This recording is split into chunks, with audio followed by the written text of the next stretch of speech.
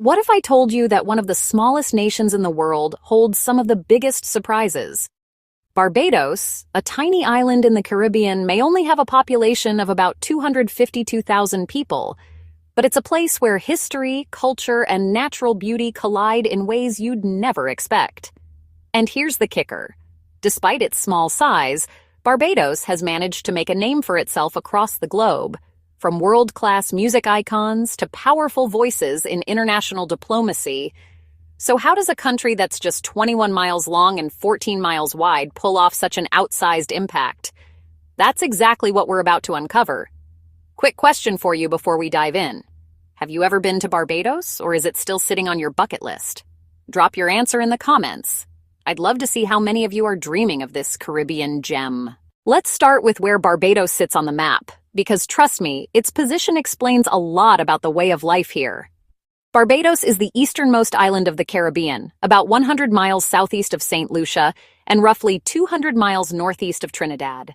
That makes it the first island touched by the Atlantic winds sweeping across the ocean, giving it a unique climate and landscape compared to its neighbors. Unlike many other Caribbean islands formed by volcanoes, Barbados is made of coral limestone. Imagine a foundation built by the sea itself, layers of coral reef that rose over thousands of years, now covered with rich soil. In some places, this coral layer is 300 feet thick. The island's terrain is mostly flat, but in the northeast, erosion has carved out rugged ridges that rise as high as 1,000 feet before dropping dramatically into the ocean. It's the kind of place where you can drive across the island in less than an hour, but still feel like you've entered completely different worlds. The calm beaches of the west, the wild Atlantic surf of the east, and the rolling green interior that holds small farming communities. Here's a fun one for you. If you had just one day in Barbados, would you spend it relaxing on a calm beach or exploring those rugged cliffs? Let me know in the comments. I'm curious which adventure calls to you. But of course, geography is only the surface. The real heartbeat of Barbados is tied to its climate and the natural rhythms that shape daily life. Barbados is blessed with the kind of weather people dream about on a winter's morning. The average temperature stays around 27 degrees Celsius, or 80 degrees Fahrenheit, with little variation year-round. That means no snow, no icy mornings, just warm sunshine and steady trade winds keeping the air pleasant. But there are seasons here, and they shape life in a big way. From December to May, it's the dry season. Clear skies, cool breezes, and prime time for tourism. This is when travelers from colder climates flock to the island, filling hotels and beaches, chasing that perfect Caribbean escape. Then comes the wet season, from June to November. Rain showers sweep in, sometimes heavy, often refreshing, giving life to lush greenery across the island. The central areas can get up to 90 inches of rain a year, compared to about 40 inches on the coast. And with the rain comes vibrancy, festivals, harvests, and a renewed rhythm of life. Of course, the wet season also means hurricane risk. While Barbados often escapes the worst of these storms compared to its neighbors, the possibility is always there, shaping the resilience of its people. Here's a quick thought. Would you rather visit Barbados in the sunny, dry season, or during the rainy months when the island feels more alive and green? Drop your choice below. I'll be checking the comments to see where most of you stand. But climate isn't just about weather. It also ties directly into culture, economy, and even the way Bajans, as locals are called, connect with one another. And that brings us to the heart of the island, its people. Now, let's talk about the people who call Barbados home, because this is where the island's story gets really fascinating.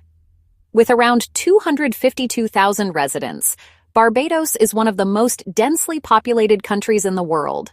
To put that in perspective, the island is only 166 square miles, yet almost every inch of it is inhabited.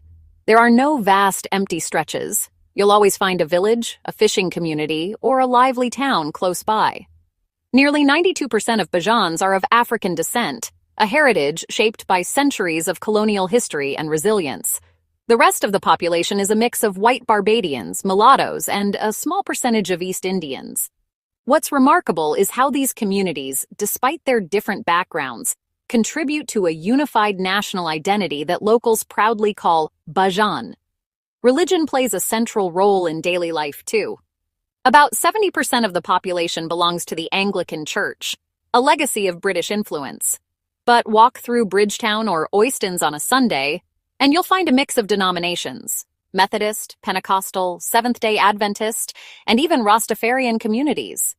Each group adds its own flavor to the island's spiritual and cultural life. And it's not just statistics. It's the feeling you get when you're on the island.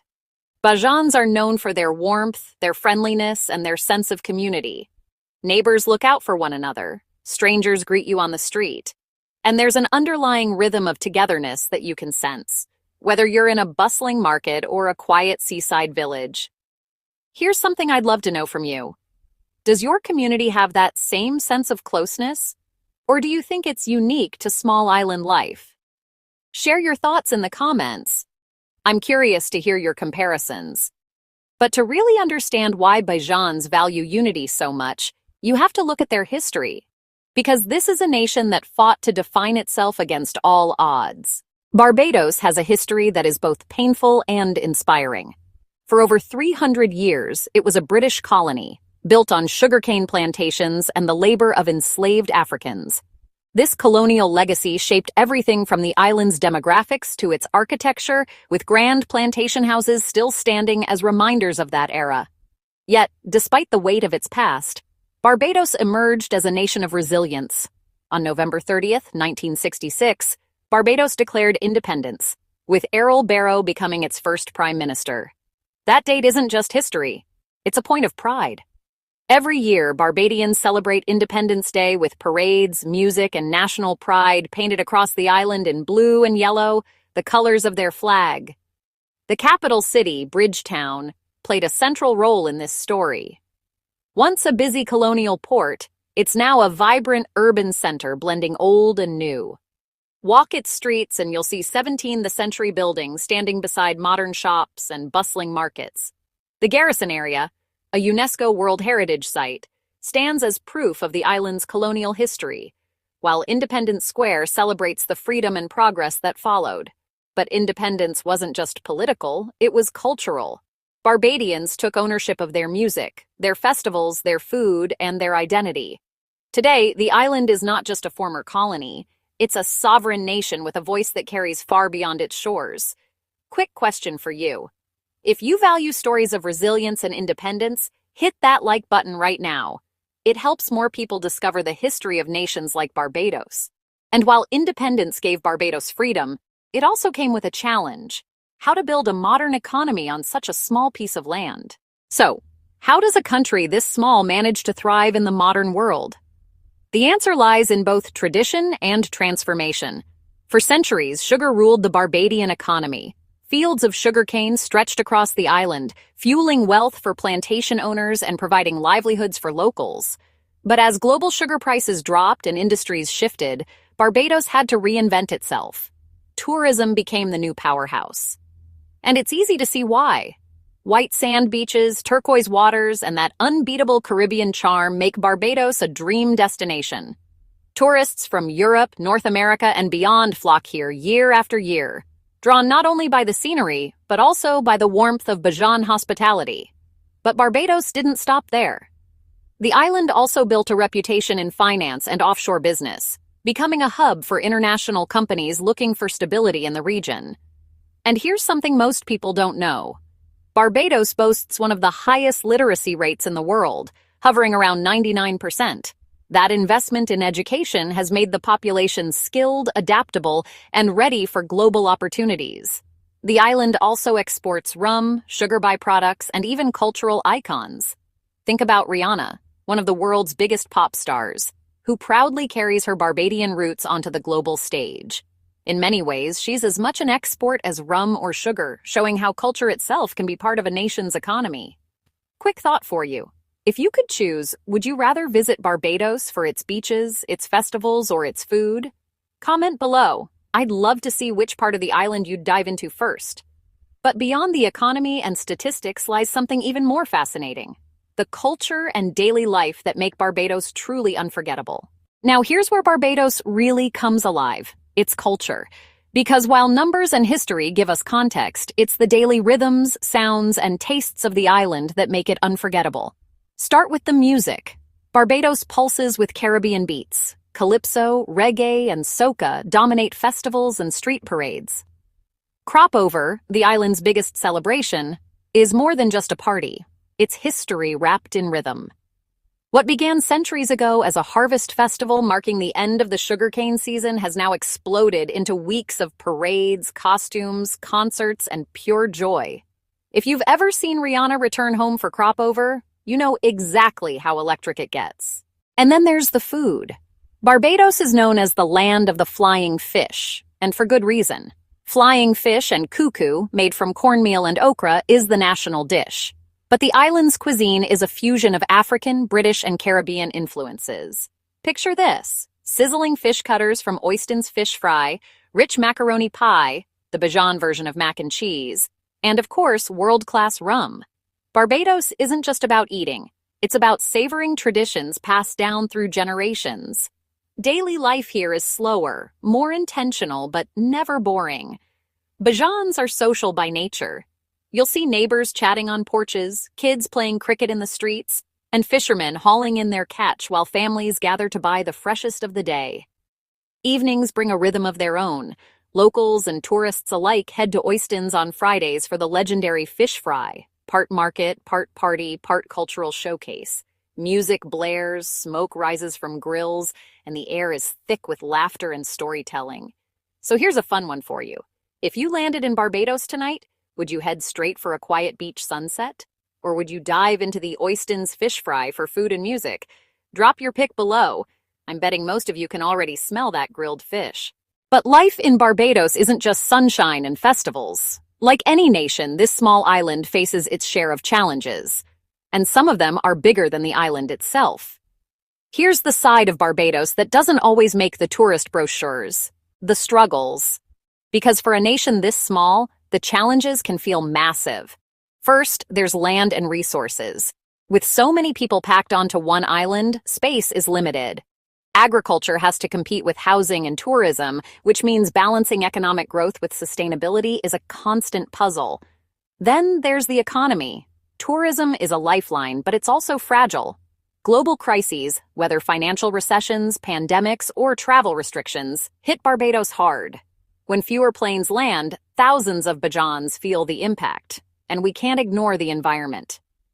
Barbados sits in a region vulnerable to hurricanes, rising sea levels, and climate change.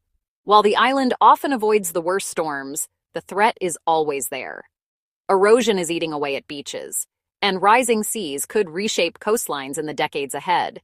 For an island nation, this isn't just a theory. It's an everyday concern. There's also the issue of migration.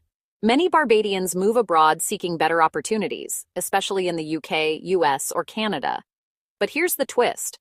A lot of them eventually come back. They return with skills, ideas, and investments that help the island grow. It's a cycle of leaving and returning that shapes the national story. And yet, through all of this, Barbados has earned global respect for its resilience. This isn't a nation that folds under pressure. Instead, it adapts, innovates, and finds ways to thrive against the odds. Quick check-in for you. What do you think is the biggest challenge for a small island nation like Barbados? Limited land, climate change, or economic dependence on tourism? Comment your answer below. I'd love to see where you stand. But here's the surprising part. Despite its size and challenges, Barbados has built a global identity that far outshines its 166 square miles. And that's what we're diving into next. Now here's where Barbados truly amazes. Despite its tiny size, this island has a presence on the global stage that few countries of its population can match. It's not just about geography. It's about culture, influence, and vision. Start with its cultural exports. Rihanna alone has put Barbados on the map for millions of fans worldwide. But she's not an anomaly. The island has produced world-class cricketers, musicians, and artists who carry Bajan pride into global arenas. Barbados has managed to merge tradition with innovation, turning local music, festivals, and cuisine into cultural phenomena recognized internationally. Diplomatically, Barbados punches above its weight. The nation is a respected voice in the Caribbean community, CARICOM, and the United Nations, advocating for climate action, economic cooperation, and human rights. For a country smaller than many cities in the world, that's a remarkable achievement. Barbados also serves as an example of how identity and heritage can be leveraged for global recognition. Its festivals, music, food, and even historical sites draw attention and admiration, making tourism more than just a revenue stream. It becomes a vehicle for storytelling. Visitors don't just see Barbados, they experience it. Quick engagement for you. If you could attend one major event in Barbados, crop over festival, a cricket match, or a Rihanna concert, what would it be? Drop your answer in the comments. I can already hear the debate brewing. Barbados proves something important. Size does not dictate impact. Creativity, resilience, and pride do. And that brings us to a lesson for all of us, whether we're islanders or city dwellers, young or old, large or small. Greatness isn't measured in miles or population. It's measured in legacy. So let's recap. Barbados is more than just a small, sun-soaked island in the Caribbean. It's a land of contrasts, flat plains and rugged cliffs, dry seasons and wet seasons, colonial history and independent pride. Its people, mostly of African descent, have built a vibrant, resilient society where culture, music, and community come first. From its economy, built on sugar, tourism, and finance, to its festivals that light up the streets, Barbados shows us how a small country can leave an outsized mark on the world. The challenges are real: limited space, climate threats, and economic vulnerability, but the island meets them with creativity, solidarity, and hope.